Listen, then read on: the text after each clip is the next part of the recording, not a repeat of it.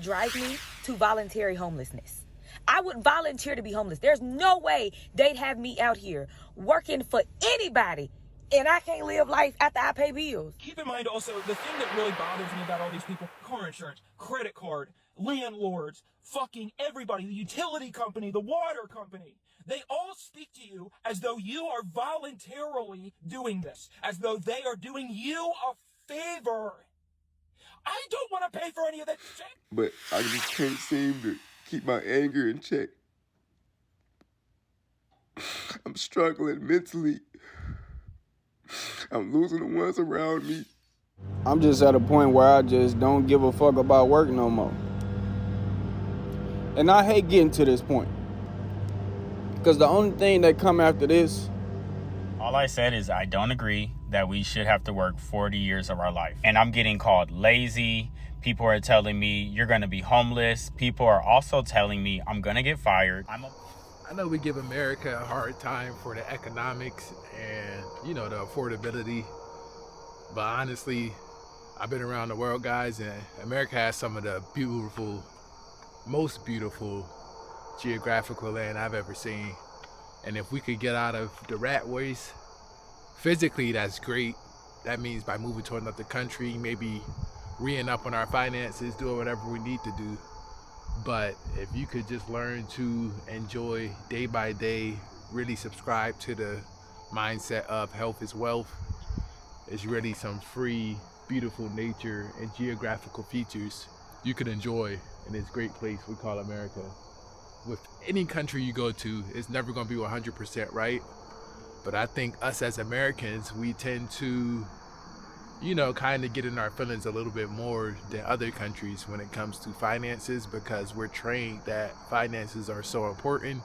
And now with the birth rate being on the all-time high decline amongst young people, we are really starting to see the effects of some of these mental, I would say, catastrophes that's been going on in regards to mostly finances, to be honest, because most Americans, if they got $10,000 in their pocket or more, they're feeling pretty good. That's for single Americans, of course. For families, add another zero to that. If they got $100,000 or more in their pocket, they're feeling pretty good. But with that being said, guys, we got to learn to, obviously build our finances. But at the same time, we have to learn to appreciate the day-by-day beauties that life has to offer. And that's pretty much what I'm doing in this video. I haven't posted anything long form in a while, so I figured why not? I know that the average American doesn't have any money left over, if but maybe $200 or $300 left after they get paid every 2 weeks or every month. Did y'all know that? I'm sorry, but that I literally feel like drive me to voluntary homelessness. I would volunteer to be homeless. There's no way they'd have me out here working for anybody and I can't live life after I pay bills. Y'all can have these bills back. Take the car, take the crib. You can have it. Listen, I'm going to be homeless on the streets before I dare. Because, see, the way I'm set up, my Father which art in heaven would never have that be my portion. That's not my portion. There's no way that paying bills and not having any money left over to really exist, that's not my portion. That's not my portion. And I feel like if that doesn't motivate you and inspire you to get out here and go make some money, make more money. See, the problem with us nowadays is not that we don't know how to make money. It's just that we need to make more money. Find ways to make more money. Stop making excuses. You need to be trying to be the president of the United States before you stop trying to find a new job. Listen, if you got to switch jobs every single 2 weeks, then that's what you got to do. Made the best salary. All I said is I don't agree that we should have to work 40 years of our life. And I'm getting called lazy. People are telling me you're going to be homeless. People are also telling me I'm going to get fired. I'm a millennial that has been working since 2004 when I graduated high school. And it's messed up that you guys will come on here and talk to a hardworking man and tell him, grow up. Also, what did you expect? Feel grateful for something that you feel like you deserve to have. This quote changed my life because entitlement leaves you feeling empty. right? Like that's why so many people, when they accomplish their goals, it just didn't make them happy. They were like, oh, like that's it, like that's the feeling of the top of the mountain. But that's because deep down they felt like they deserved it. They felt like they were entitled to that thing: happiness, love, wealth, success, whatever it is. Remove the entitlement. Remember that no one, including the world, owes you anything. That way, when you do accomplish those things and you achieve the happiness or success, there's room in your heart to be grateful for it. Because entitlement leaves you feeling very empty, but gratitude fills you way up and makes you feel full. Keep in mind also, the thing that really bothers me about all these people: car insurance, credit card, landlords, fucking everybody, the utility company, the water company. They all speak to you as though you are voluntarily doing this, as though they are doing you a favor. I don't want to pay for any of this shit. I don't want to do any of this. I didn't ask to do any of this at all. I didn't ask for it. I didn't even have to be fucking alive. I don't want to do this. I don't want to pay my car insurance. I don't want car insurance. I don't want to give you my new driver's license. I don't want to fucking do that, but I have to for some fucking reason, because for some fucking reason, in order to be alive, you have to pay 20 different people $200. And you have to keep reciting random digits of numbers. Everything about being alive is just fucking numbers over and over again. Important numbers for this, important numbers for that. You gotta type in this password, you gotta type in this number, you gotta type in this thing, and if you get it wrong, you're gonna go to jail. 78% of Americans are living paycheck to paycheck, which means I make some money and I spend all of it or more. There's a joke that I like to make, which is, in the traditional Indian culture, people make $1 to spend 20 cents. In the traditional American culture, people make $1 to spend $2 through the help of lines of credit, credit cards, and other forms of debt. We live in what's called a credit-based economy, which means if you make $50,000 a year, you don't live off of $50,000 a year. At least most Americans don't. We live in what's called a credit-based economy, which means you have the ability to spend the $50,000 you earned plus debt. Because as you make more money, as you have a good job, you become more creditworthy. And so as you show the bank, hey, I made $50,000, they'll give you credit cards, they'll give you lines of credit, they'll give you whatever types of debt that they can. That way now you can go out and spend $60,000, $70,000, $80,000, because that's what grows the economy. The more money you spend, the richer somebody else gets. And so now when you live in this credit-based economy with no financial education, people spend, the economy grows. I don't think people realize how uniquely debilitating poverty actually is.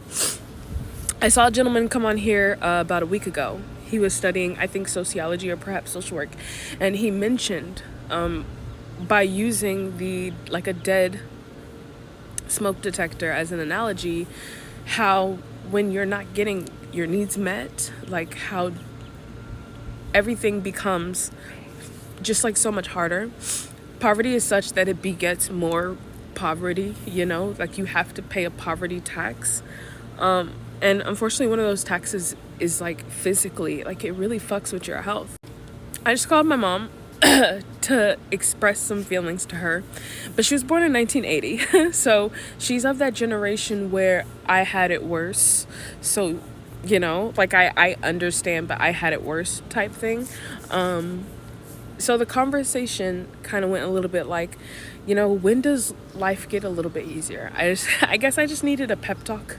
When does things stop being so hard? And she was basically like, never. For a little bit of context, or a little bit extra context, last year was just an incredibly difficult year.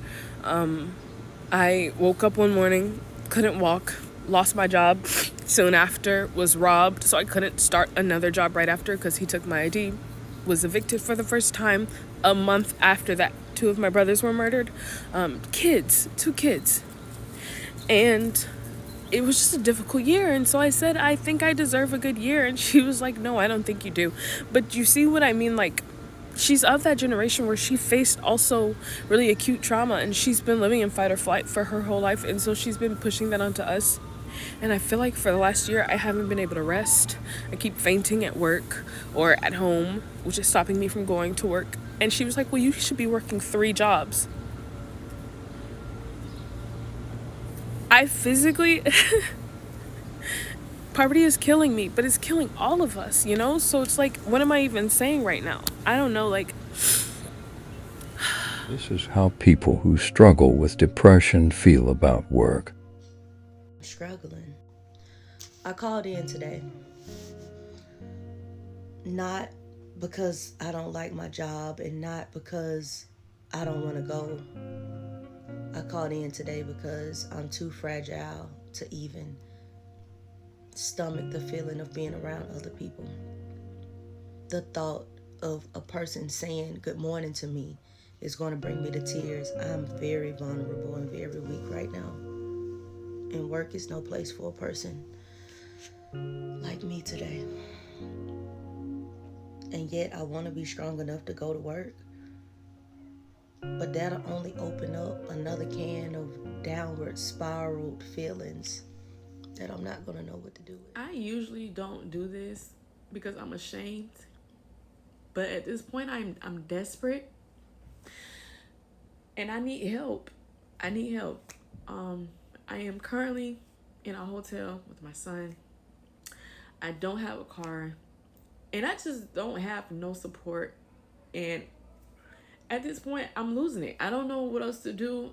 I don't know. My options are so limited. My money is limited. Again, finding a job is extremely hard, especially when you're a single mom. Like, I'm just really in a really, really tight spot right now, y'all. And I don't know what else to do, but I hate having to come out here and ask for money or anything like that. But if y'all could just like the video, comments, if y'all could share it. I mean, even if you would like to send me something, anything would count. I just need some help right now. And again, this is really hurting me because I don't like telling my business. I hate asking for help. It makes me feel weak. It makes me feel embarrassed. It makes me feel like I'm not being good as a person. I'm not a good mother. But I don't know what else to do. I don't know what else to do. I don't know. So again, if you guys just like the video, comment, share, just engage in the video. Hopefully that would help. If you would like to send me something, again, it's fine. I'm not asking for a certain amount or anything like that, but I really need some help. I know that God sees my heart, but I also know that He sees that I'm tired. I am so tired. And because I'm tired, my mind... I'm just at a point where I just don't give a fuck about work no more. And I hate getting to this point. Because the only thing that come after this is me getting fired or me quitting. Like, I'm starting to wake up and not want to go to that bitch now. Like, I already didn't want to go, but now I'm really like, man, fuck niggas. I'm at work doing whatever. I'm at work looking however. I just want to stay home with my motherfucking kids. I just want to get rich and stay home with my damn kids. I want to live life, travel. I want to do all the shit that rich people do. I don't want to go to the job. I don't want to wake up and go to work tomorrow, today, next week. Like, I'm tired of having fun all night, all weekend, and then gotta stress about work. Like, what am I supposed to do? I just don't understand no more. Like, I've outgrew employment. Let's go. This is the 4th time that I've recorded this. If you don't know me already and haven't watched any of my pin videos and know my story, go back and watch those first, just to get some background knowledge. I'm sitting in my closet because if you don't know, my son and I share a bedroom, and I'm in the closet so he doesn't wake up, and that's why the lights are off in here too. I am going through a really hard time right now. And I know a lot of people are And I am someone that has a really hard time asking for help. But I am so desperate. And I need to know that I have tried everything and all of my resources. So that is why I am here. I am part of the TikTok Shop Creator Fund.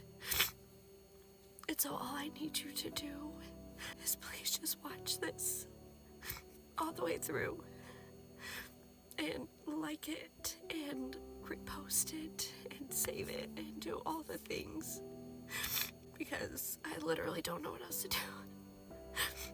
I don't have a lot of time. I work as a teacher and I don't have a lot of time to be on TikTok Shop and to try to get things done on there to make supplemental income. And I obviously can't have another job because I'm a single mom, and so I'm reaching to you guys. I've seen so many beautiful things happen, like miracles happen on here, and I know everyone's going through probably very similar things, and so all I'm asking is for a minute of your time. Just watch for 1 minute, and if you could just share my story and give me all the positive vibes, because this is kind of my last hope. So if you could please watch all the way through and like and share and repost, I will be forever grateful. What's up, y'all? My name is Davion, and I'm a comedian. But I just can't seem to keep my anger in check. I'm struggling mentally. I'm losing the ones around me. I'm not doing good at therapy. The way life is going, man, I just wish I wasn't even here anymore. I'm turning 40 this year and everything is just hitting me right now. It's like, not where I wanted to be. I haven't succeeded at anything. God, have I even tried? Like, I don't even know anymore. I don't know how to do anything. I don't know how to cope with anything. And I don't know how to, I did this whole growing thing wrong. Like I'm supposed to be an adult. I'm supposed to be able to handle these things, and I can't handle anything. And I literally am just realizing, like, it's been 40 years of this, and like, it's 40 years of just being confused and not knowing and like figuring things out slower and like not like I haven't built anything. I have nothing like to show for this time. I just don't know what I'm doing here, and I'm lost. I'm afraid, and I don't. Have you traveling all over the world, and your account say 0, and you concerned with your account? Like, God, hold on, you telling me to go here, to move here, to travel to this place, but the account say 0, and God's like, you don't even need that. Have you not read my word? Do you not see how I move? Have you not listened to other people's testimony when they move to a place with $200 in their pocket? I'm gonna need you to start paying attention to the way that I work. Okay? Because first of all, in the Bible, there are plenty of people, they weren't concerned with the money. God said go, they got up and went, and the moment they showed up, somebody was like, hey, you can come stay at my place. I had a feeling in my spirit to start preparing this room. Didn't even know why I was preparing this room. Didn't even know why I stepped outside at the time that I did. And now we both can praise God because we honored him. And he had us the entire time. Problem is, we letting fear come with us everywhere we go. And I get why fear thinks it can pack your stuff up and move with you, because every house that you've been in, you prepared a room for it. So it's like, oh yeah, this automatic, I get to move. It feels entitled to you because of how much space you have created for, how much leeway you have given it. You have let it disrespect you time and time again, and yet here you still are considering it. So I get why fear assumes it could come. But you are not who you used to be. God continuously is reminding you of that. Each time the situation comes up, each time you try to revisit the past, each time you try to keep yourself in shame or chaos in your mind because of what took place, God reminds you, you are not who you used to be. Nor are you where you once were. And I've been with you in both places, and I'm still with you currently. Come on now. Let's move forward. You keep trying to tie it to one thing. God's like, listen, all of you has to move forward. Your mind, your spirit, your body, this truth. Because the truth you were standing in before, it was based upon trauma and past experiences. We sifted through that. You've gained clarity. Now move forward. Drop the mental weights. Drop the dialect that you picked up from that place. You'll start praying prayers like, God, let me lose my taste for it. Let me be disgusted by it. Next time you get around it, you don't even have the energy to give. It doesn't feel right to you. You are right where you are supposed to be. Lean into the preparation that is taking place currently. God will reveal all of what you are thinking about and wondering. He continues to remind you that he's got it figured out. But you have to stand as who he has called you to be. And that requires you making space. So that room that's filled with fear, you gotta tell it to get out. Now that may be a process because you typically tiptoe around it. You're unsure if you can speak about it. You're concerned with the conflict that may come. You don't know. So you're used to assuming based upon past experiences and what has taken place. So you are moving based upon assumption. You are not who you used to be. God has been with you even when you were not aware of how he was operating, how he was working in your life, what he called you to be, who he says that you are. You weren't even aware of that.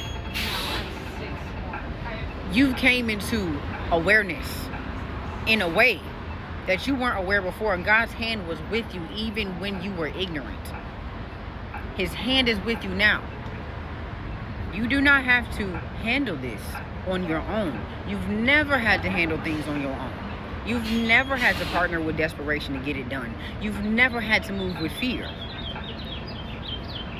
That's what you thought and you assumed based upon experience and what people were telling you, even the thoughts that you repeated to yourself.